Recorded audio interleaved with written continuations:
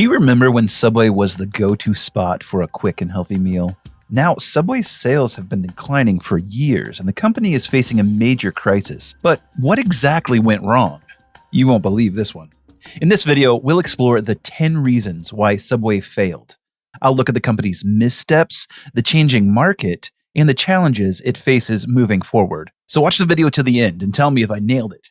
Plus, I'll let you know what I think is the future of this sandwich chain. Subway, stylized in all caps, is more than just your typical fast food joint. It's a massive American multicultural franchise about just one thing: delicious submarine sandwiches, wraps, salads, and thirst-quenching drinks. However, in recent years, the company has been struggling. From 2021 until now, Subway closed over 1,000 stores in the United States alone. I'll discuss the reason later in the video. So let's talk about the rise of Subway first, and the era in which Subway ruled the fast food industry. In 1965, Fred DeLuca had a simple idea, and he asked his friend Peter Buck for $1,000. With that, he fired up Pete's Drive-In Super Submarines on Main Street in Bridgeport, Connecticut. That's where the Subway story kicks off. A year later, they formed Doctors Associates Incorporated. That name might sound fancy, but it was just because Fred hoped to make enough cash to pay for med school. Peter wasn't a medical doctor. He had a PhD in physics. Together, they cooked up a plan for success. In 1968, Subway got a new name, Subway. Fast forward to 1978, and Subway's ready to hit the West Coast. Their first shop on that side of the map opened in sunny Fresno, California. By 1984, they were ready for international fame, starting with a store in Bahrain. And in 1996, the Brits got their first taste of Subway with a shop popping up in Brighton. By 2004, Subway was onto something big. They teamed up with Walmart, setting their shop in their supercenters. They even outran McDonald's in the race for more spots in the United States Walmart stores. Subway was on the fast track. Then, in 2015, Suzanne Greco took over as Subway's new head honcho because Fred DeLuca, the original Subway boss, lost his fight with leukemia. Subway peaked in 2016 with 27,129 spots all over the United States. The decline. But life, it isn't all sunshine and rainbows. Subway started to face some tough times. They started losing spots, and by the end of 2021, they were down 22%. In 2016, they had to downsize their number of shops for the first time. But Subway isn't one to give up. In 2017, they gave their restaurants a makeover. The fresh forward spots had self-order kiosks, USB charging spots, and a spruced-up menu with extra condiments and gluten-free bread. Still, Subway had its share of challenges. In 2017, they had to close over 800 United States locations. In 2018, 500 more had to go. Profits were slipping, and customers were harder to find. Changing tastes were throwing Subway a curveball. To get back in the game, Subway invested $25 million in a facelift to attract younger customers and boost sales. By the end of 2020, they teamed up with EZ Cater to start an online catering platform. But the hurdles kept coming. In 2019, 2020, and 2021, Subway had to close even more locations thanks to the pandemic. How's Subway planning to do now in 2023? I'll discuss that later in this video. First, let's get to the reason for its decline.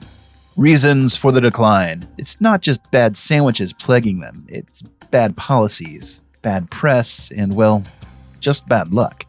Let's get into 10 serious mistakes that caused a steep decline in Subway. Number 10. Flawed franchise territories. Subway's franchise territory setup had been causing quite a ruckus. Unlike many other franchises, Subway's franchisees didn't get their own designated territories.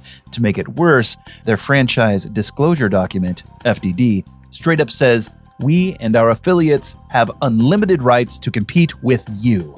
Translation?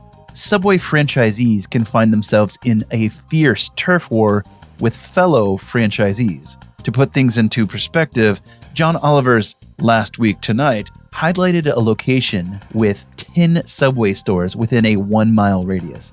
That's like having a bunch of siblings fighting over the last slice of pizza at a family dinner.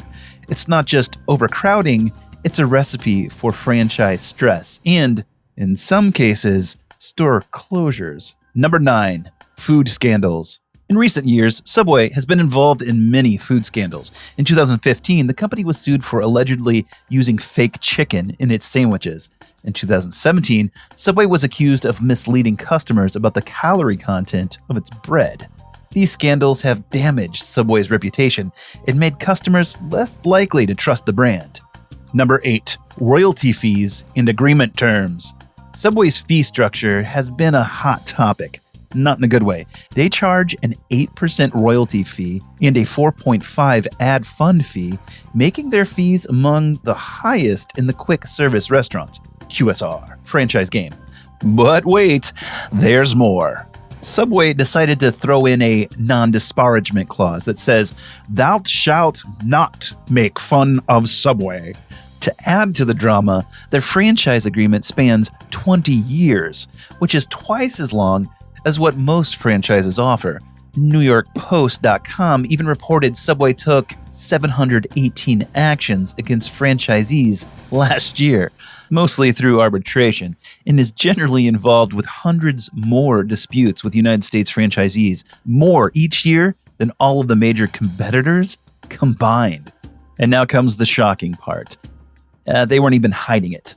All of this information was right there in Item 3 of the FDD under litigation history. So with some good old-fashioned due diligence and some advice from a franchise attorney or consultant, potential franchisees could have seen the writing on the wall. Number 7. Lack of financial transparency. Subway's FDD is missing a crucial piece of the puzzle. Most FDDs have an Item 19 that kind of spills the beans on financial performance. It gives you a peek into how much you might earn as a franchisee. Subway, on the other hand, keeps that door locked. That leaves potential franchisees in the dark about their potential earnings. But don't fret, there's a way around it. When you're in the validation process, talking to current franchise owners is your secret weapon. Ask them the tough questions about their finances. Then combine that with the info in items 5 and 7 of the FDD, which tells you about everyday expenses. That'll help you cook up a solid business plan with realistic sales goals. If all else fails, turn to the mighty internet. Some quick online research can give you insights into what an average Subway owner might take home. Number 6. Loss of market share. Subway's decline in the market share has been attributed to a shift in customer preferences. Modern consumers are increasingly leaning towards healthier, locally sourced produce and hormone-free meats, often served by regional startups like Sweetgreen. Subway's inability to adapt quickly to these changing tastes has cost them market share.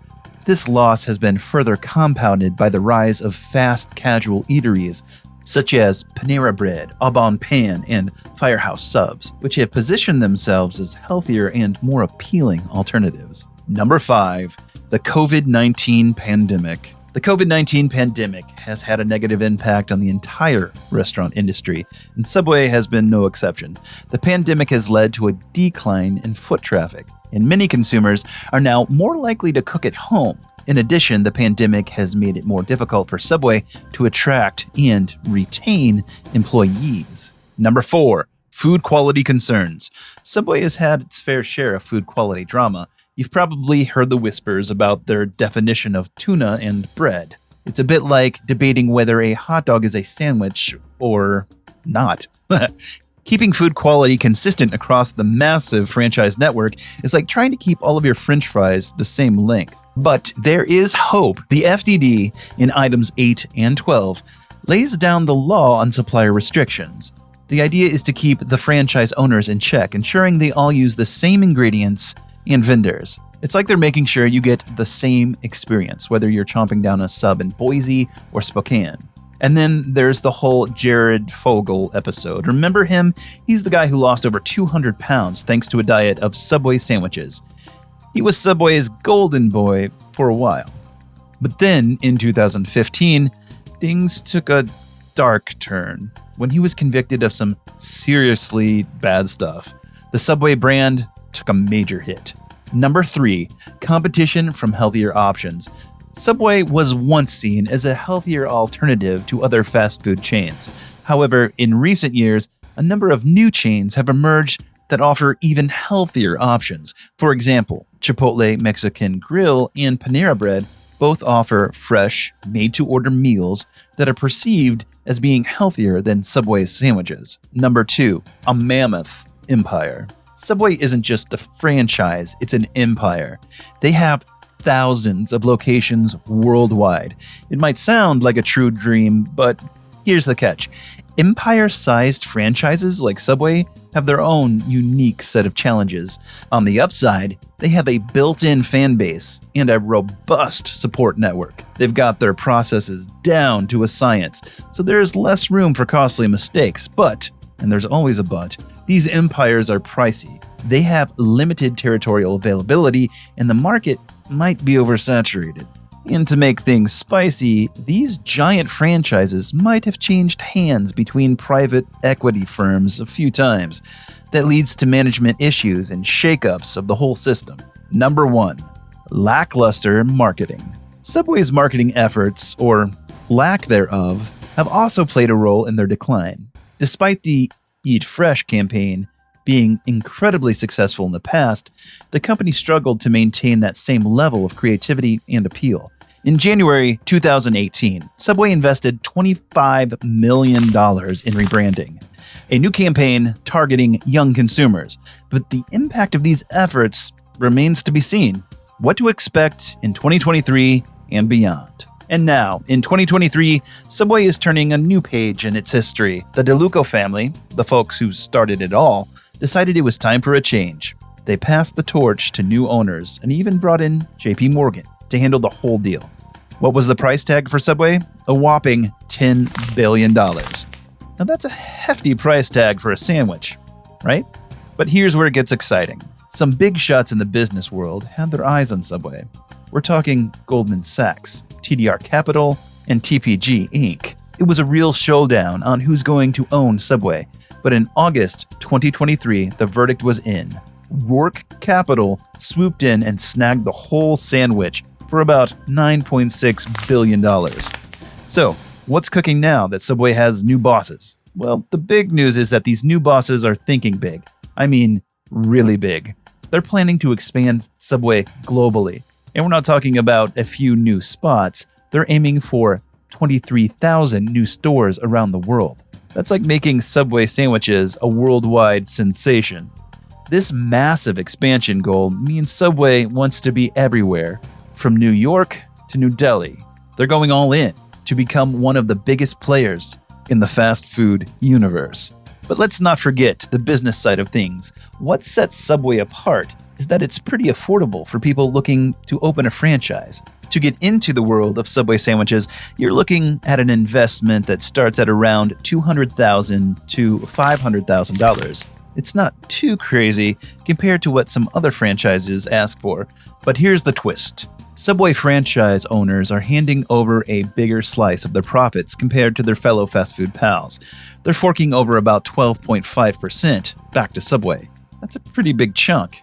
And it's something to keep in mind if you're thinking about becoming a Subway franchisee. So, what does the future look like for Subway? With new faces in charge and some big dreams of global domination, Subway is gearing up for a comeback in the fast food world. The competition's fierce, with giants like McDonald's and Burger King always one step ahead. But one thing's certain, Subway's story is far from over. With new energy and big goals, Subway is ready to serve a fresh chapter in the fast food world. So let's stay tuned and see where their delicious journey takes us. So what are your thoughts on Subway? Let me know in the comments section, and let's keep in touch by subscribing to the channel.